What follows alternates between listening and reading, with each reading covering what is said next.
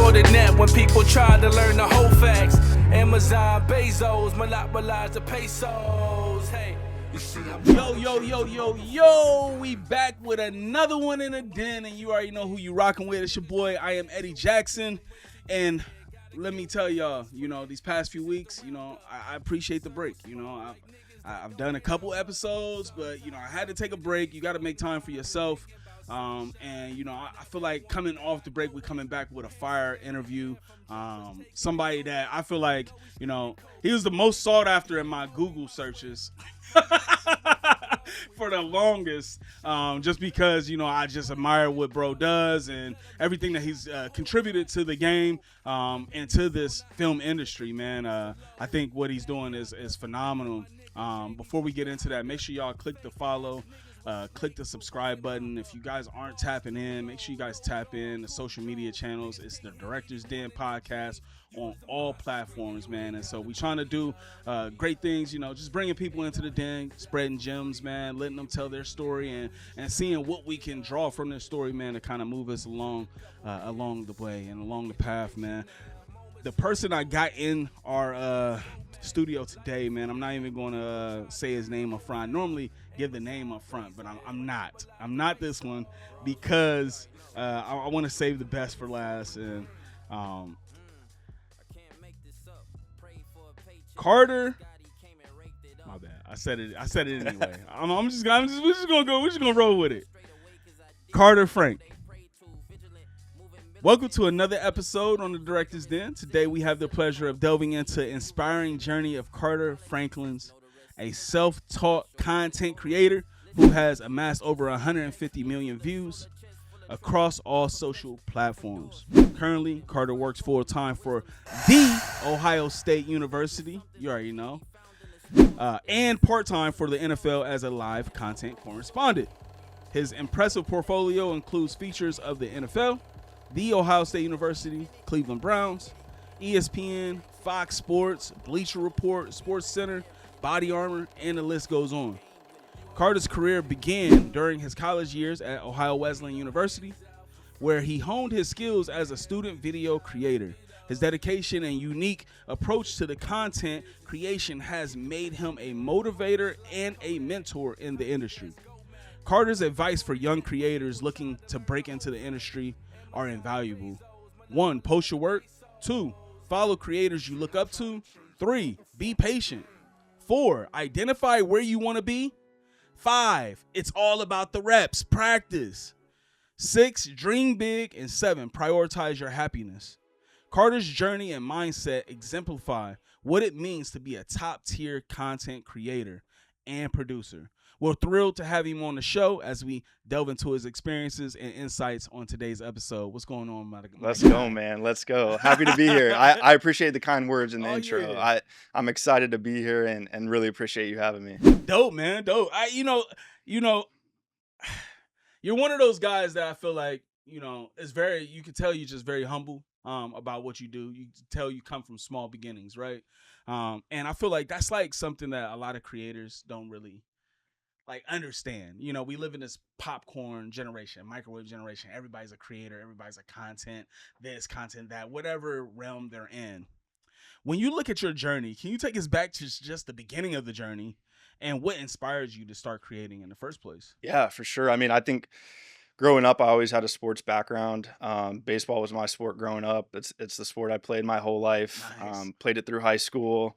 Was fortunate enough to be skilled enough to play at the collegiate level. So I went to a small Division III school, like you mentioned, Ohio Wesleyan University. Hey, shout out to OAC, man. Yeah. That's OAC, right? They might be in the OAC now. They were in the NCAC when I was in school. Okay. But they've been changing up the conferences now. I don't even know where they're at. But yeah, shout out OWU, the Battling Bishops.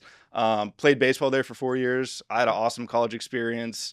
I was a double major in sports management and business administration. So not really necessarily directly correlated to what I do today. Mm-hmm. And I just remember I was always on this path of baseball was the sport I played. It consumed my life. That was kind of all I really knew. And I knew I loved sports. I knew I loved baseball. And I think looking back, my freshman, sophomore year, I was kind of on this path of I want to stay involved with the sport, maybe I'll go into coaching or facility management. I wasn't really sure what that path was going to be. I just knew I wanted to stay in sports. Um, for whatever reason, it wasn't until the end of my junior year, going into my senior year, um, I kind of started to look around me and realize that there were people that were able to create content, social media content, video creation, and make a career out of it. Mm. And, you know, that was something I think deep down I always had a passion and interest in. Mm. But for whatever reason, it wasn't until that moment I was like, wait a minute, this is something people can make a career out of. You could do Yeah. this as a job. And I think I first realized that when I saw a videographer. His name's Alec. He went to Baldwin Wallace University, also Okay, small division. B-Dub. B-Dub, yep. And I kind of saw what he was doing. He was creating videos. And I think that's really like the first time where I was like, I saw someone in a similar position that I was, and I was like, oh, this is cool. Um, so yeah, going into my senior year of college, I bought my first camera, the Sony A6000, old reliable. That's crazy. That's a 6400. Yeah, man. But that was my first camera. I had never shot anything before. Kind of just got that. I reached out to our football program. They were OWU, and kind of described to them what I was trying to do. And I think Division III, it's interesting because obviously they don't have the resources that the bigger schools do. So like at Ohio Wesleyan, our sports teams had no creative content. Like they didn't have videographers and photographers creating content for the team's accounts and social and the players. Like that just didn't exist at the Division III level. So I think when I approached them and kind of described to them what I was trying to do, they took me in with open arms. They're like, they'll take whatever they could get at that point. Right. So kind of that season shooting for Ohio Wesleyan football was where I really first fell in love with football and shooting video. And I think that time for me was a lot of trial and error. Yeah.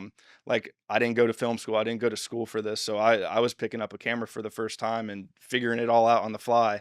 And I think a lot of that was YouTube, looking up tutorials, trying to figure out the ins and outs of camera settings, editing, what programs to use. YouTube University.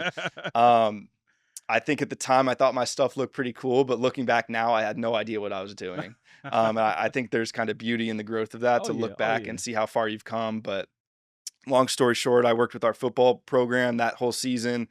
By the end of football season, a lot of the other sports teams on campus kind of saw what I was doing. So I did some work with our men's and women's basketball teams, a little bit of volleyball, and that kind of brought me to graduation where I was like, okay, this is something I want to do for the rest of my life. So you talk about like, so senior year, you pick up a camera and you're delving into a whole new space, not just in your world, but in the world of sports where you're at too, right? At the university. Nobody's doing this. This is really one of those things that they could easily have said, no, we don't need this for the program, but you identified a need. What was the need? I think, as the years go on, there's a bigger and bigger need and demand for content. And this was back in 2019, 2020.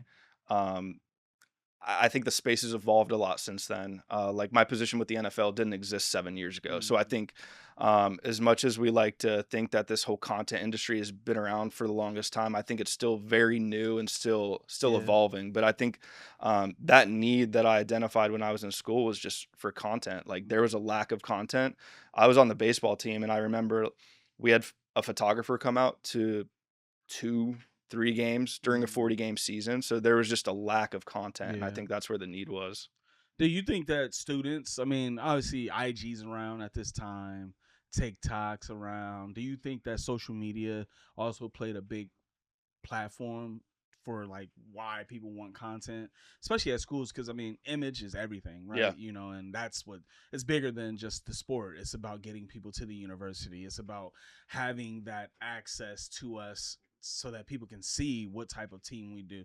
We can show camaraderie and character and all those types of things through visuals. Do you feel like a lot of that, because it was not in existence, that kind of helped propel your career?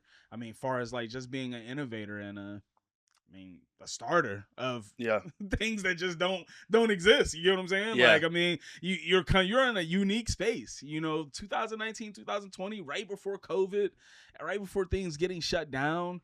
And here you are, you're like, I'm going to pick up a camera and I'm going to start doing content for sports. Do you feel like that kind of helped you? Yeah, no, for sure. I think social media is huge, and I look back, and even now today, I don't think I'd be where I am if it weren't for social media and the ability to have a phone at the palm of your hands, and every time you hit post, your work goes out there for the world to see. Yeah. And every time you post something, that's another opportunity for someone to see your work for the first time and build a connection, or maybe you get a job or a project off that. So I think still today, but especially when I was starting out, posting my work, and even at Ohio Wesleyan, like, it's such a small school. We had 2,000 students. Over half of those students were student athletes. So like the work I was creating, like, people caught wind of it quickly because of how small and interconnected the school was. But social media was a huge part of that for sure. Mm. I think, it's so crazy. I think back to when I was in college and I graduated 12 from Muskingum University, which is a D3 Yep, school. D3 gang. And they had, I was in college broadcasting there. We had broadcasters. I did color commentary, play-by-play commentary. I had my own radio show. I felt like for a small school, they were a little bit further ahead. They really took a lot of pride in media. But then again, there was a big separation from like photographers and guys on the field, right? Capturing content, creating reels and stuff. I mean, the word reel didn't come around until maybe like 6-7 years ago. Yeah. So, I felt like, there's a big disconnect, and that's one of the things I tell a lot of people today. Like, you guys are coming up in a generation to where like literally you have everything at your fingertips. The only thing that's stopping you is you. Yep. When you look at, I look at, your stats as far as like just content creation and the things you put out. Over 150 million views across social platforms. That's a lot of views. It's a lot of content, right? And like you just said, 2019, look back on that work and I'm like, how do I make this a race from the universe, right? Because, Right. even though it's good to see my growth, you're like, oh my God, that was Mhm. such bad, content. And if I knew better, I would do better. Talk about your most memorable project and piece of content. And then also, this is kind of two questions. Most memorable project and piece of content you've done to date. And then what was the project that kind of said, I think this is the route that I'm going? Yeah, that's a good question. I don't know if I have a most memorable project. I think, um, for me, especially now that I've been doing this for a couple years now, I think the thing that I like the most is not necessarily the work and the projects, but it's the experiences that come along with those and the people that I meet along the way. And I've made so many videos and so many different premiere timelines open up. Like, I don't remember the minute details of each project. It's more so like the journey of who I'm doing it with along the way. Yeah. But cool projects that I've been a part of. I mean, I think one of the coolest things is, um, when I was freelancing, before I started full time at Ohio State, I had the opportunity to travel a lot of different places and do a lot of cool things that I was in positions that I would never be in if I didn't have the camera in my hand. So I think, like, being able to travel to Hawaii and create content in Hawaii, like travel to Mexico and work with the NFL team in Mexico, stuff like that. It's like, it's amazing to sit there and like realize how much a camera can bring you in your life. Like, I would never be in these rooms or in these Yeah. positions if it weren't for picking up the camera. So I think that's the biggest thing for me, is the experiences. That's dope, man. I think a lot of people, and I'm glad you answered it that way, because there's so many people that, and even myself, I found myself along my journey, you get wrapped up in the work. You can get wrapped up in the client, and less about the experience, less about the growth, less about the learning that you were able to have in that period of time, right? Some people will meet VPs, presidents, and everything, right? And be like, oh yeah, but that wasn't my favorite piece of work. So they never really networked. They never really reached out.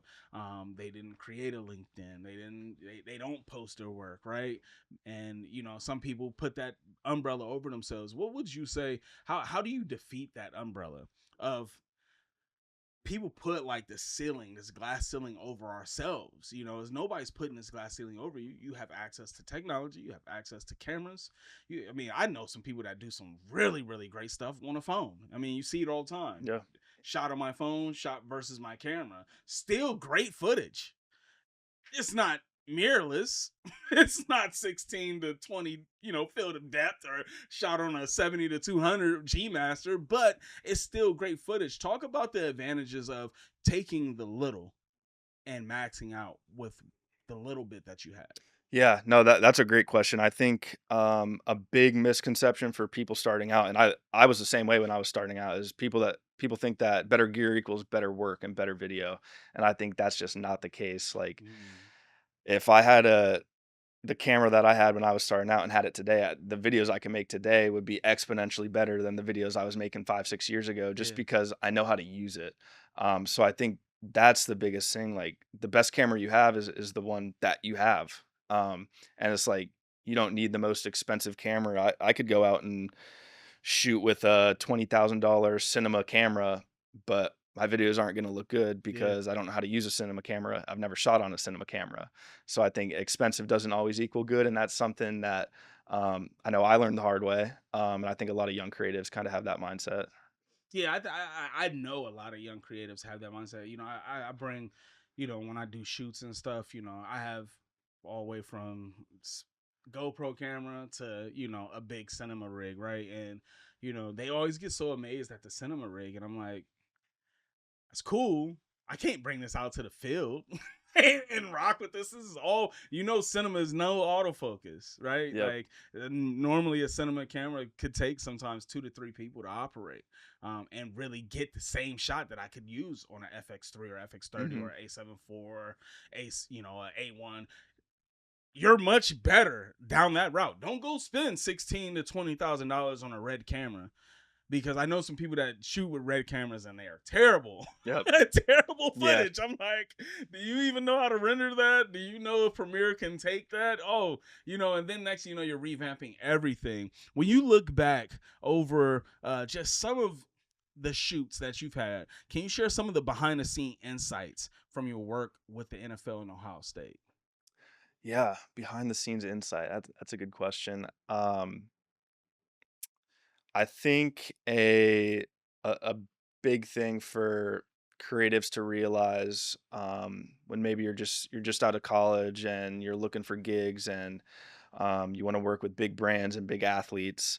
Those are good goals to have. I have those same goals. I think when you get put in those positions, you need to know how to behave. And I look back on my time fresh out of college. One of the first people I worked with was Myles Garrett from the Cleveland Browns. And I was able to build a relationship with him and his team, not only because they liked my work, but they liked who I was as a person. And I think athletes on his level, it's rare to find someone who doesn't treat them as an athlete, but as a human being. Yeah. And so that's like a big thing for me behind the scenes is, obviously when the camera's rolling, we're having fun with it, but when the camera's down, just being able to know how to carry yourself and know how to act in those rooms. I think that was a big thing for me. And I'm fortunate I knew that at an early age and didn't have to learn that. But being able to handle yourself that way allowed me to grow more opportunities with him and then expand in other directions as well.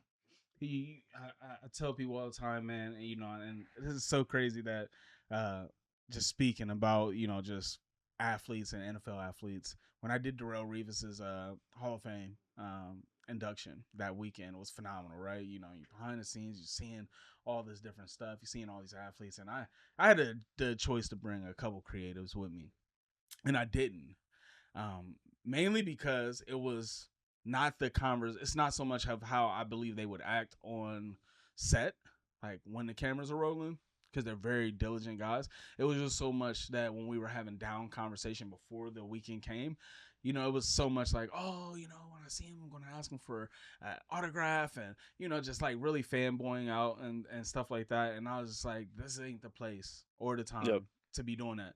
If he walks up to you and starts conversation with you, that's perfect, right? Like, use that time, That's why I always encourage people, get you a dot wristband, get you things that can help you network in very subtle ways, right? Like, that's just a boom. But, like, you don't just come like that. You don't come to the table, wanting to, I'm going to come here with this whole agenda. No, like the goal is this is business for 99% of these guys here. They're here because they have to be. I'm sure if you talk to a lot of these guys off, like, hey man, we done. You know what I mean? Yep. Like, I'm ready to go home. I got a family. I got kids. I got people that I need to go see, And so it's so much business that you have to learn how to keep the personal out of it. My dad had me cracking up because he's like, you're next to who? And he's an old school Cowboys fan. Oh, what? Hey, pass me the phone. No. Yeah. Actually, I'm hanging up with you right now because this is ridiculous. You get what I'm saying? And so, it is learning how to, behind the scenes, how to carry yourself. I think a lot of people, and on social media, what you're posting on social media matters. Post your work. Don't post you at the club getting twerked on, or don't post you doing X, Y, and Z. Like, that's not what the client wants to see. You know what I'm saying? And so when they go on and they're checking, they're looking at all that stuff, because how can I hire you to come run my social media and your social media is like all over the place, right? And then we have a brand. We go to the Ohio State University. There's a certain way you got to carry yourself. To work for the NFL, you have to carry yourself in a certain light all the time. Funny story, there's a guy, I worked for Verizon for 7 years, and they told me that the guy that used to be the Verizon guy, right? Like, in his contract, Verizon basically made, like, his life was Verizon. Like, you see him on TV, and people recognize the face with the brand. Mm-hmm. People see Carter, they see Ohio State, they see the brands that you've worked with, Browns. If they see this person over here and they see Carter and they see you out just being reckless, they're like, Ohio State's reckless, right? And that's the same type of attachment. And I think a lot of people don't really understand that piece. Like, you're attached to us now. You are us, right? Yeah. Everywhere you go. Yeah, 100%. No, you hit it spot on. I represent Ohio State in the NFL all the time, not just when I'm on the sidelines, not just when I'm in the office here in Columbus, like all the time. That's a part of who I am, and people are going to view me and the way I act accordingly. As a self-taught content creator, what are some of your biggest challenges you feel like you face, and how were you able to overcome them? Biggest challenge, I think, for me, my biggest challenge when I was starting out is I don't feel like I really had a mentor in the space or someone to look up to. And I think part of that is on me. I think when I was younger, I wasn't quick to reach out to people and ask for help, um, almost because maybe I was prideful and wanted to figure it out on my own. I think looking back, that's one thing I wish I did a lot more of, is reach out to people who were in positions that I wanted to be in one day. But now, like, one of my favorite parts about where I am today is kind of the reverse of that, is I get to be that person to people. And that's one of the biggest things that keeps me going, is having the opportunity to inspire people and be a mentor for people. If someone reaches out, I always try and respond and take time to talk to people and be that person that I didn't have when I was starting out. So I think that was a challenge. I think also too, it was a challenge, but it was a blessing, because I wouldn't be here today if it weren't the case. But like, coming from a Division III school, I look at these students today, and I mean, we have 30 interns who are at Ohio State. They're interns for one of the largest brands in college football. And it's like, man, the opportunity you have as a student is crazy.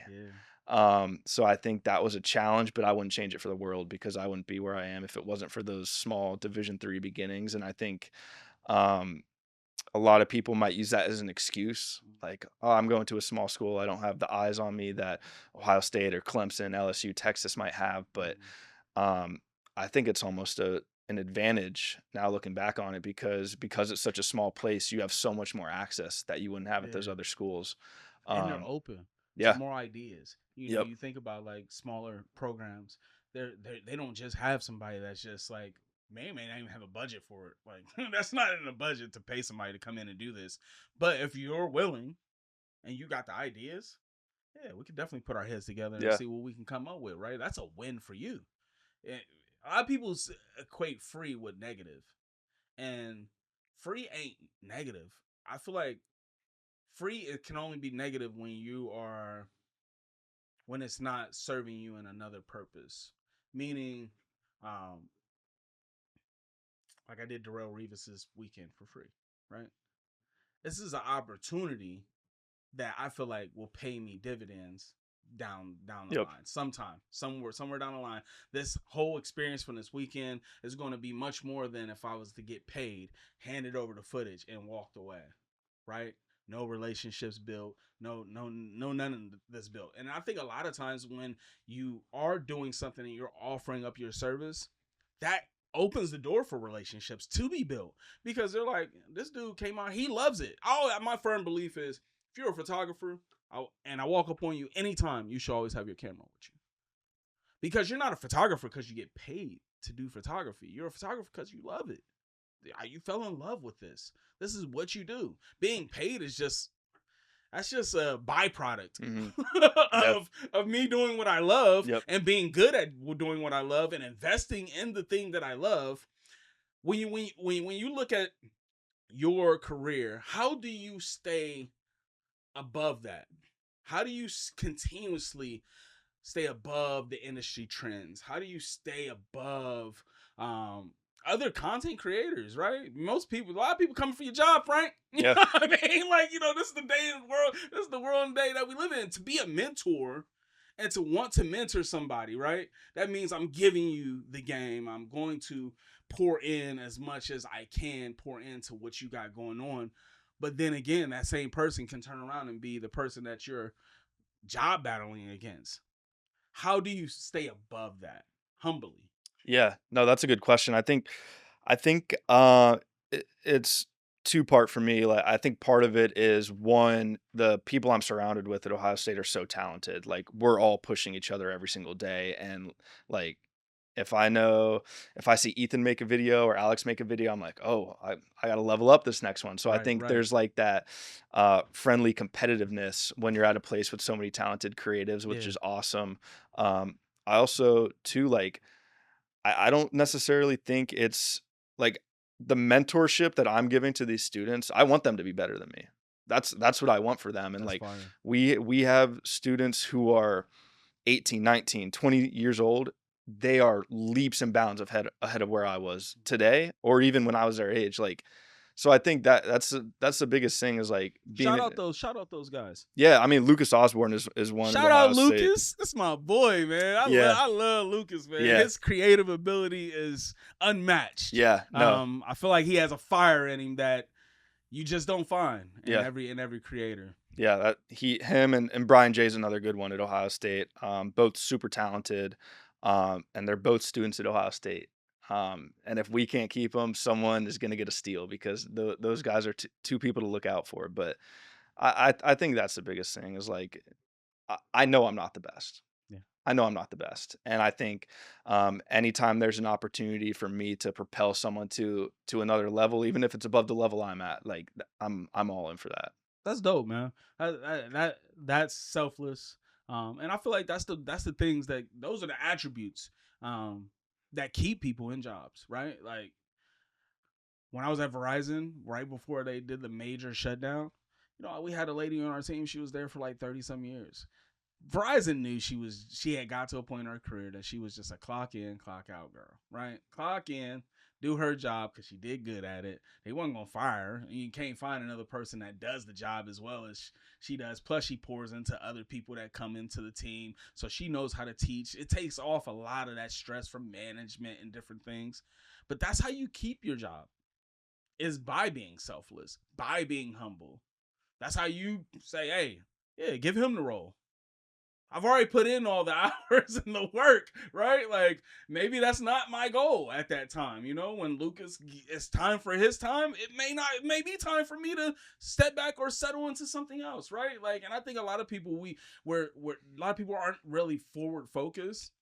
They're real right now focused, but they're basing the future on right now. You can't do that. Yeah. You just can't base what's going to happen 5 to 10 years from now right now. Like, no, it's 5 to 10 years from now, I might be like burnt out from this. Yeah. I might say, hey, I'm NFL only. I might go and let's create a new role, right? Like I'm over the team that's doing this stuff, right? It's so many advances in those positions that I firmly believe in. Be humble as possible. Try to push the next man up. I want to see everybody win. Myself, I just turned down like 4 high school contracts just because I feel like there's high school guys that are really trying to like get it right, and I don't want to be that guy that steps on their toes. I don't want to be that guy that comes in and overshadows them or anything like that, right? I want to see them win, right? Because I can build a relationship with them, and they can always bring me in as a second shooter. They can always bring me in to help them do other work, multi-cam setups, different things, right? Like it's a partnership, but I don't feel like I don't want to step on toes, And so even in my own life, I've turned down like 4 gigs this year, like, for it to be like all their whole media. I'm like, nah, I'm cool, man. Because I know the guy that's really trying to get that. And he goes to your school. Yeah. You know what I'm saying? Like, there's no better person for you than this guy that goes there. And so humbly, that was amazing. When you look at advice, and like we talk about being a mentor, you've given great advice on posting work and building relationships. I ran into that article on your LinkedIn page and was blown away by it. I loved it. I thought that the tips were spot on for what this generation needs. Can you elaborate on how young creators can effectively connect with the industry professionals? Yeah, I think one of the biggest things is identifying people who are in positions that you want to be in. That was something that was huge for me when I was starting out. I would follow all these talented creatives with NFL teams at Ohio State, at different college teams that I looked up to and was like, they have a job that I would like one day. So I think that does 2 things for you. One, it lets you see the standard of work that is being produced there. Okay. So like when I was starting out, I would follow these NFL videographers, and you have to be honest with yourself. And like, it's okay that my work right now isn't at that level. And I think a lot of the times the biggest separating factor is time. Like, it's not that they're more talented than you. It's simply that they've just been doing it longer than you. And it's only a matter of time until you catch up with that. So being able to see that standard of work is the first thing. The other thing is reach out to those people. Like it's something that I said I'd like to do. I would have liked to do more when I was first starting out, but send a DM. Not everyone's going to respond. And, I know now, like I try and respond to everyone. And if someone doesn't respond, they're probably just busy. But shoot your shot, like reach out to someone. What's the worst thing that happens? They don't respond. They say no. So like reaching out to people, I don't think there's any harm from that. And I think that's a huge thing for networking. I think that's a tough thing for a lot of people because rejection is like probably like a number 1 killer for dreamers. And so it's like getting over the hump of rejection. And I grew up with a dad that used to tell me no all the time to stuff, and then he would tell me like, when you get older, like just because you feel like they're gonna say no, that don't mean stop ask. Like worst thing somebody can tell you is no, then that's the best thing for you in that situation. You may not be ready, right? Like, and a lot of times you don't want to jump into things premature. What role does patience play in a creator's journey, and how can one cultivate patience? Yeah, I think patience is huge, and I think the biggest separating factor for people that are quote unquote successful in this space and people that aren't is people that have patience. I think for me, when I was graduating college and applying to jobs, I applied for over 100 jobs that summer after I graduated college, and 100 people told me no or didn't respond or told me that I wasn't good enough. And I think that it can be discouraging for a lot of people. And I think for me, I just kind of used that as motivation, and I kept track of that list of people that told me no. And instead of getting down on myself, I used it to be like, no, I'm going to keep going. And maybe one day I'm going to be in a position where those people are going to look and be like, man, we passed up on him. Look at him now. And that was huge for me. And I think, you go through the process and you're on your 80th job application and you're like, this is the one. Like I had some good interviews. I'd really be a good fit here, I feel like. And then they tell you no. Like that can be really hard and really, really discouraging. So I think that biggest separating factors are the people that are able to weather the storm and take rejection in the face and say, okay, now I got to work twice as hard. And eventually, after all those no's, someone will tell you yes. And it's never a matter of if that's going to happen. It's only when.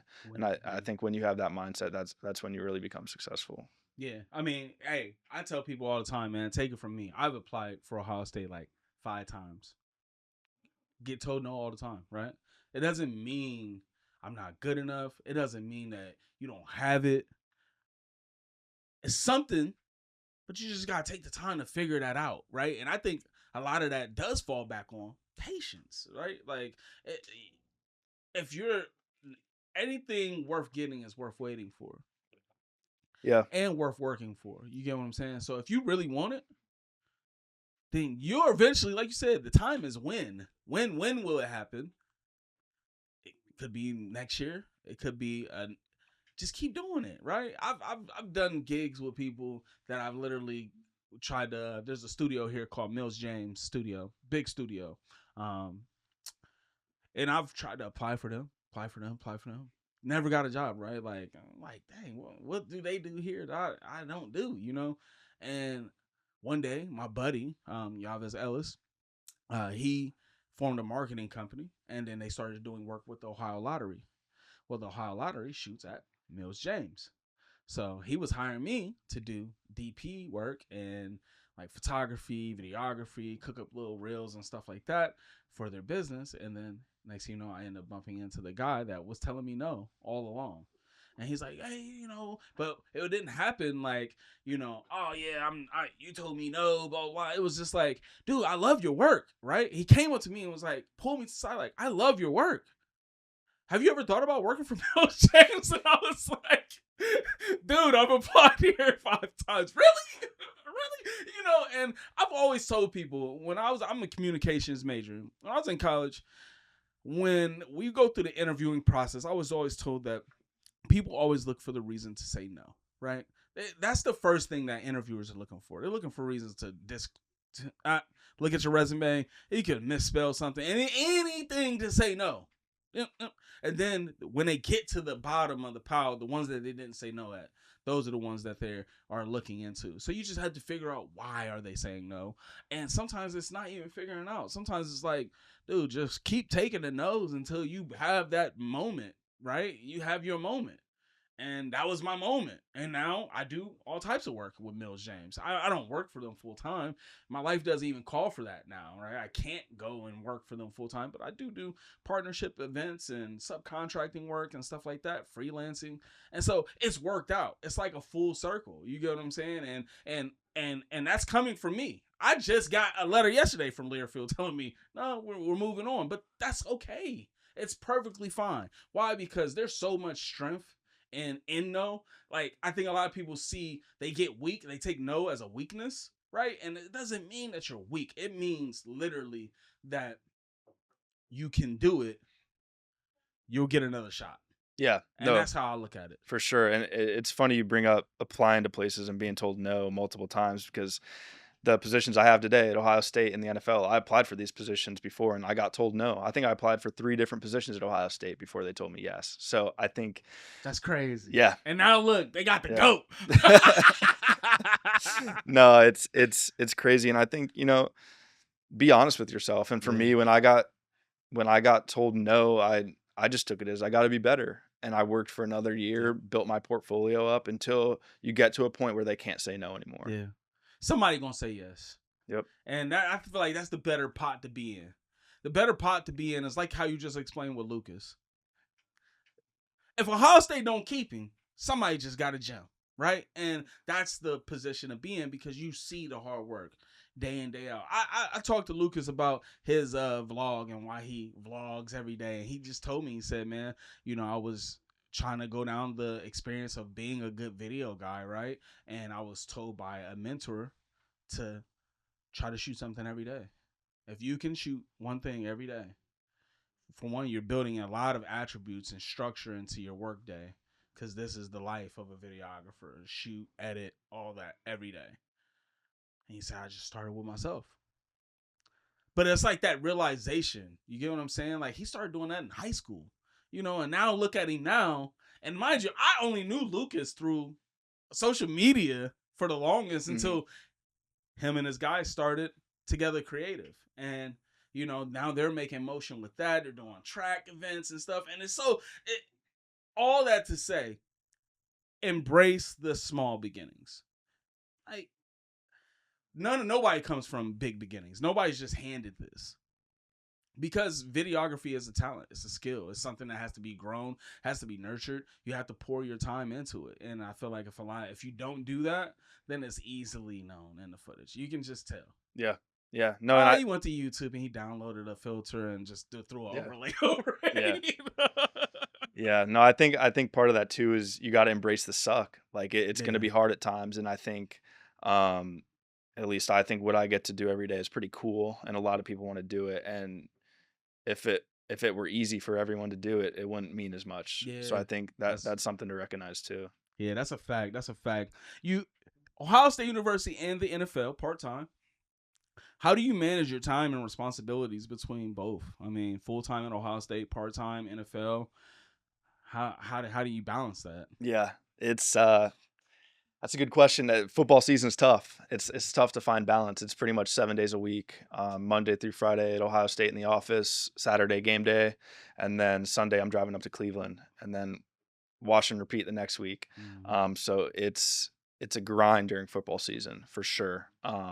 But I wouldn't have it any other way. And I think for me, I find that balance, or try to find that balance in the off season.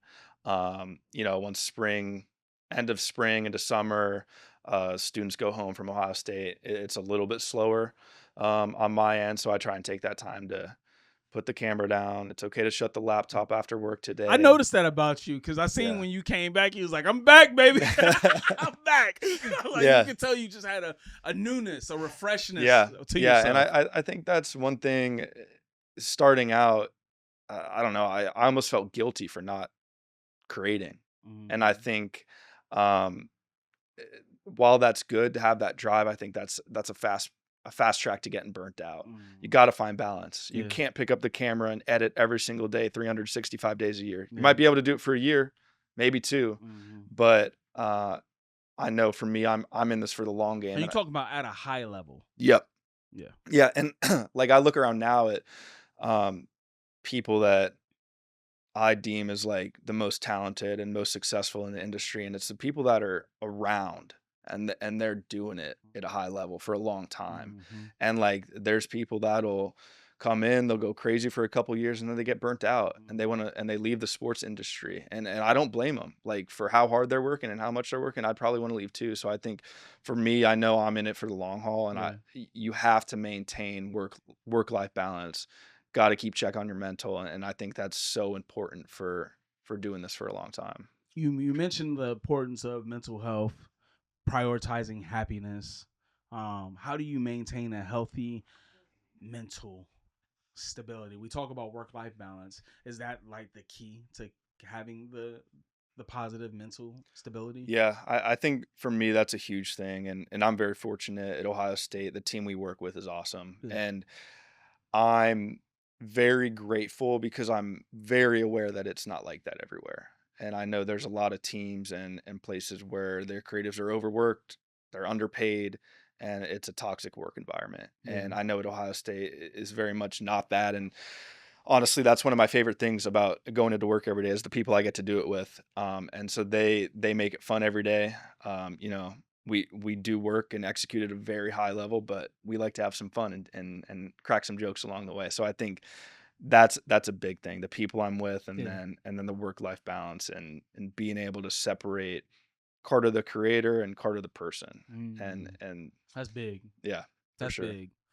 When you look at other creators and you look back over your journey, what advice would you have for some creators who might be just struggling with finding a supportive and positive work environment? Yeah, I think it's tough because I think one person can't change an entire work environment. If I was in a bad work environment, that's the environment. It's not me. Right. So you can be a leader and be a positive force as much as you want, but I think it's a culture thing. And that culture oftentimes is set at a team or a school before you even get there. Yeah. Um, so I think it's having the courage to speak up, and it's also having the courage to leave. Mm. Like you have to prioritize your happiness over everything. Um, if there ever becomes a time where I'm not happy doing what I love, I'm out. Yeah. No questions asked, I'm out. Like your happiness has to be the number one priority. Um, so I think that's the biggest thing is finding what makes you happy, and then you'll find that fit. But not every place has it. So I think having the courage to go through that process. Yeah, and I also think a lot of people don't do the due diligence before Yep.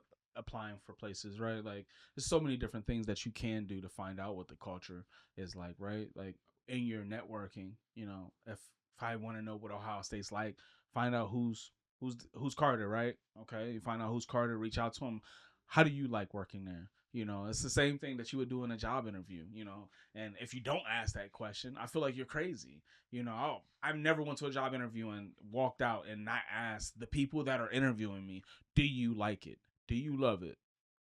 Because that matters. If Yep. you don't love, and if you BSing me, I'm gonna be able to tell. I'm gonna be able to look Yeah. in your face like, he ain't really feeling it. So you get what I'm saying? But I feel like the preparation to finding these amazing jobs and this amazing journey and this amazing experience at schools, I feel like does come in a lot of the prep work. When you are trying to go there, go visit the campus, see how people take it. See how people take social content. I mean, I've just plenty of times I walk up to Ohio State University and you can tell they're just used to that, right? They're used to that's part of the culture here. Cameras, content, all that, right? Like they know that these guys are out and about. So that's a good sign. That means that I will be welcomed with open arms if I need to, delve with the fans or I need to delve with the players or coaches. I know that that's allowed here. You can go to a school where they're like, why you got a camera in my face? It lets me know that somebody's not doing that here. You Yep. get what I'm saying? And Ohio State's a big university. Don't get me wrong. So you can't just say walk down the street on High Street and just put a camera in someone's face and just think that they're gonna roll with it. But if you go into campus and you spend enough time on campus, go to the cages, go to the places where the athletes are. Right? Like I feel like that is a telltale. I mean, not all of Ohio State is locked down. You can go to the cages and find all types of football players, basketball players hanging out. Talk to them. Talk to the students. See how it goes. You get what I'm saying? Couple more questions for you, man. When you look at your future aspirations and future goals, and I know you said that you're in this for the long haul, what does that look like for Carter Franklin 5 to 10 years from now? Yeah, that's a good question. I think for me, one of the biggest things is I want to grow and continue to grow to where I'm less of a shooter out on the field in the trenches every day, working, grinding the content, and more of a leader and mentor for other creatives. I like to manage a creative team, being able to come together with a group and have a idea and a process and be able to go out and execute it. So maybe more of like a director role. Um, but I don't know. I get asked that a lot, and I think for me, I'm still young. I've been in Ohio State going into my third season. I think because of the timing of when I graduated college and what the job search was for me, I was always stressing about where am I going to go? Where am I going to end up? What job am I applying for next? Now that I'm at a place that one, I love, and two, I'm happy. Mm-hmm. Like it right now, it's hard for me to think of what's next because I can't imagine myself leaving right now.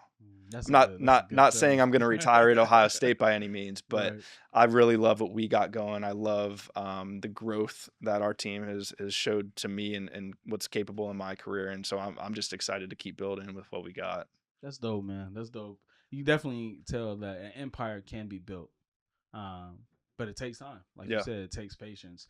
And like you said, you love it. I don't see myself going anywhere anytime soon.